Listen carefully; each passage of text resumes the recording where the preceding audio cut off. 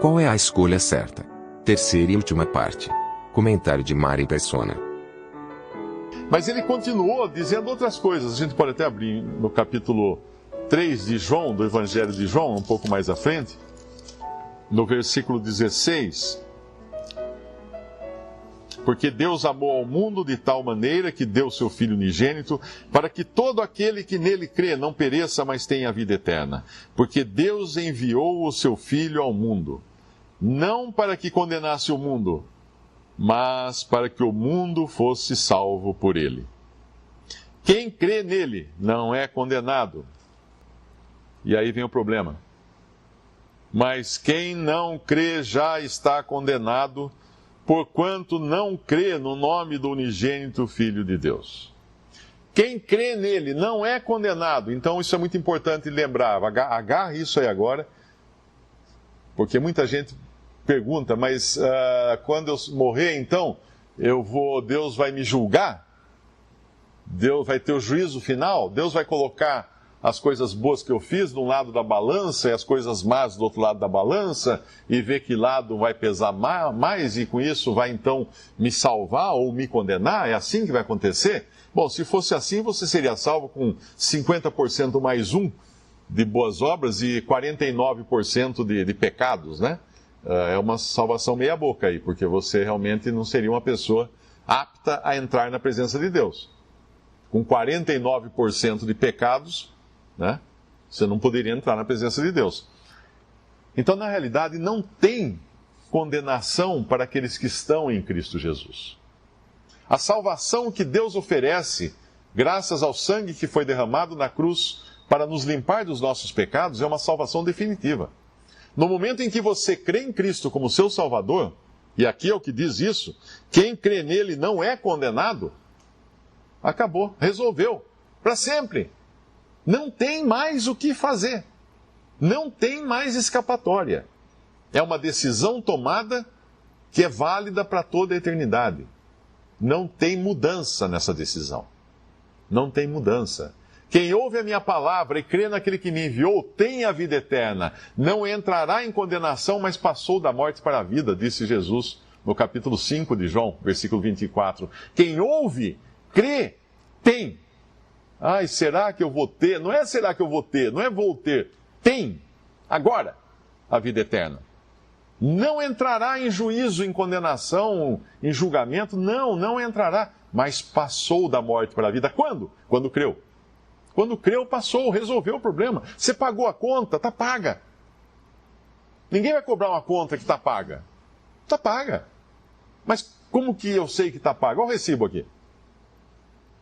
Cadê o recibo da conta paga pelos meus pecados? O sangue derramado na cruz e a palavra de Deus que é fiel.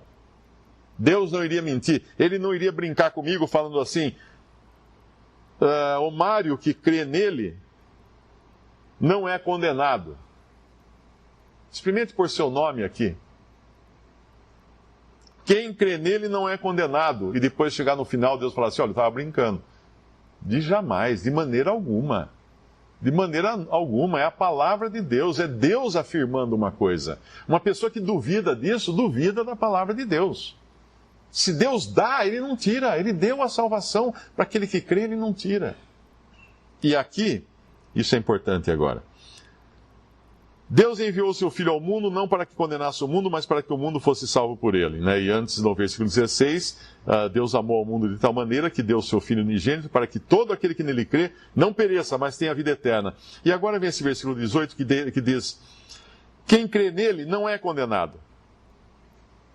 E aí vem o mas, esse porém, que muda muita coisa. Mas quem não crê já está condenado, porque não crê no nome do unigênito Filho de Deus. Por que eu quero chamar a atenção sobre essa frase? Porque não se trata de uma escolha entre duas opções. Não é um teste de múltipla escolha, não é um teste de uma dupla escolha, onde você para numa encruzilhada e diz assim, deixa eu ver, eu vou ver se eu vou escolher ser salvo crendo em Cristo ou ser condenado não crendo em Cristo. Você não tem duas opções. Só existe uma, porque condenado você já está. Por ser um descendente de Adão, por ser uma pessoa que nasceu em pecado já. Quem nele crê não é condenado, mas quem não crê já está condenado. Já está condenado. Não é se eu vou entrar para o caminho da esquerda ou da direita. Não é uma opção, como no prédio pegando fogo, se eu vou subir a escada ou descer a escada. Não, eu só posso ser salvo, porque perdido eu já estou. Perdido eu já estou, na perdição eu já estou, a menos que eu creia em Jesus. Então, quando a gente volta lá para Mateus 27, quando Pilatos pergunta: que farei então de Jesus chamado Cristo? Essa é uma pergunta que você deveria fazer agora. Que farei então de Jesus chamado Cristo? Será que em 2016 vai ser o ano em que vai ser gravado no DVD da sua vida que você tomou a única decisão realmente relevante? Não é que cor a roupa você ia vestir, ou que escola você devia estudar, ou que curso fazer, ou em que trabalho você trabalhar, ou em que cidade tirar férias. Nenhuma dessas decisões vai ser importante na eternidade. Só uma. Decidir por Cristo. A única decisão importante. Eu tomei uma decisão assim, vai fazer 40 anos em 2018. 40 anos. Há 40 anos atrás eu tomei uma decisão e fui salvo. Há 38 anos agora. 38 anos atrás, outros aqui tomaram essa decisão antes de mim, outros tomaram depois, outros talvez não tenham tomado. Quem não tomar essa decisão está perdido eternamente, porque já está condenado. Já está condenado. E quanto tempo leva daqui para a eternidade? Alguém aqui já viu uma pessoa morrer? É assim, ó. Ah, mas eu vi um que demorou um mês. Não, estou dizendo passar da condição de vivo para morto. É assim. É imediato. E aí? Aí não tem volta, não tem solução, não tem retorno. Ao homem está determinado morrer uma só vez e depois disso o juízo. Obviamente para o incrédulo. Ao homem está ordenado morrer uma só vez, depois disso o juízo. Hebreus capítulo 9, se não me engano, só uma vez.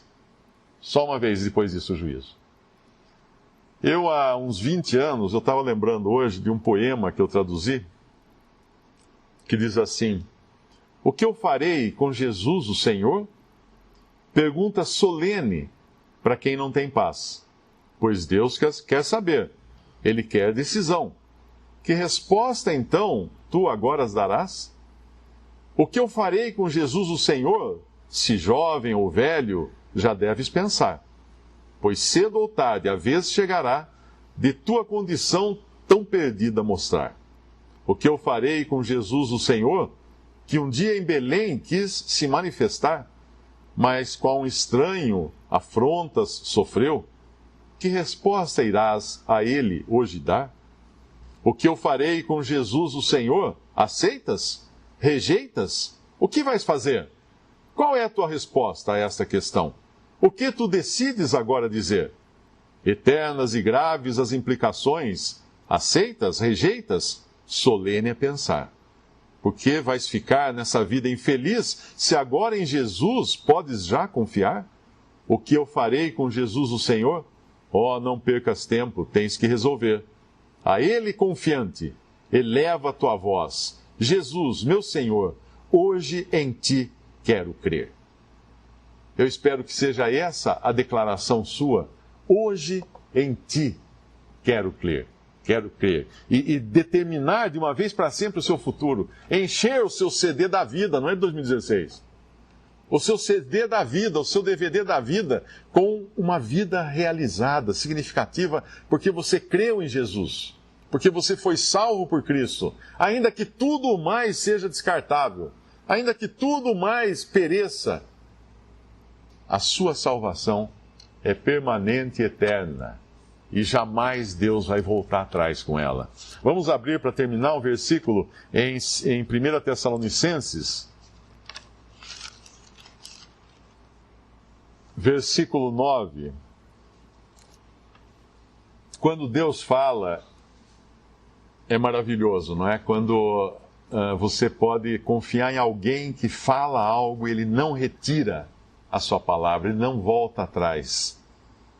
Porque Deus, no versículo 9, 1 Tessalonicenses 5:9, porque Deus não nos destinou para a ira, mas para a aquisição da salvação por nosso Senhor Jesus Cristo, que morreu por nós, para que quer vigiemos, quer durmamos, vivamos juntamente com Ele.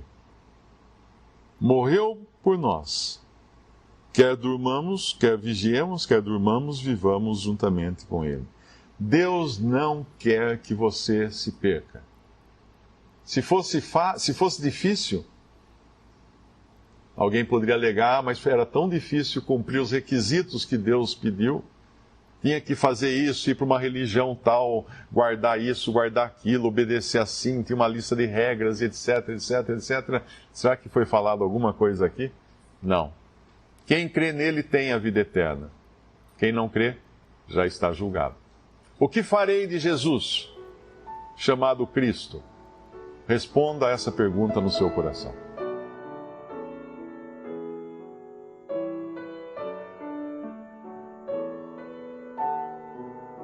Visite Respondi.com.br. Visite também 3minutos.net.